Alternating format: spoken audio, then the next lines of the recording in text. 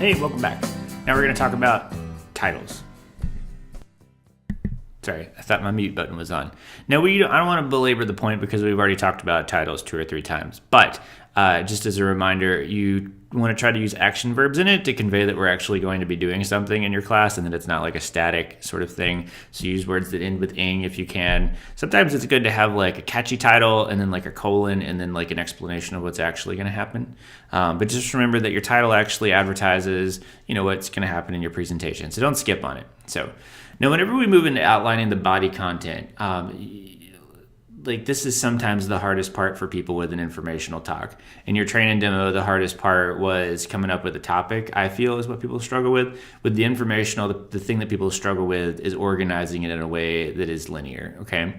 And so an easy way to do this, if you've done your objectives well, is to then think about all right, in order to help me achieve objective 1, if it is, where'd it go? Describe the benefits of ethanol, then you want to think about all right, what are the main points of ethanol? There's probably, 3 main benefits. It helps corn farmers. I don't even know that much about alcohol or ethanol. So think about for each objective, what are sort of the main 2 or 3 things that you need to share. And then it helps to kind of write them out and put them in order. I always make an outline of my talks and then go back and fill in the details later. So whenever you're deciding what to leave in and what to leave out, this is the thing that people struggle with. We use what's called the bar test. I'm pretty sure at the beginning of the semester this was called the bear test, but we lost an E. I don't remember why.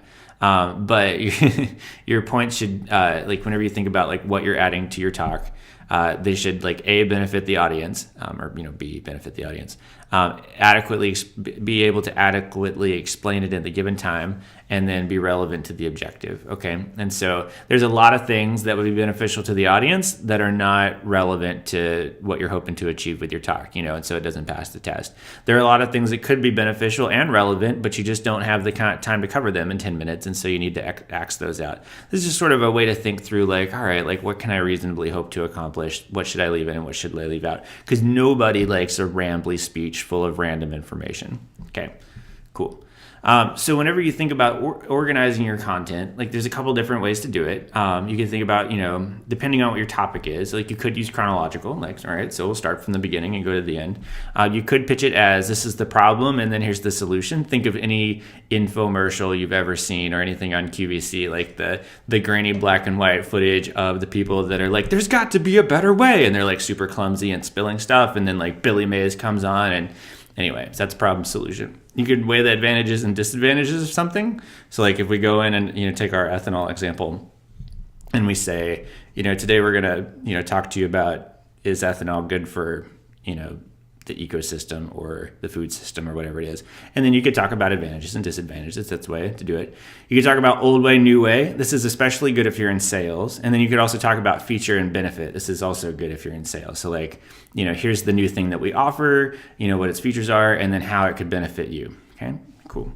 Great. So now whenever we get into actually writing your plan, you'll notice that all the things that we've covered so far, will have been in your plan.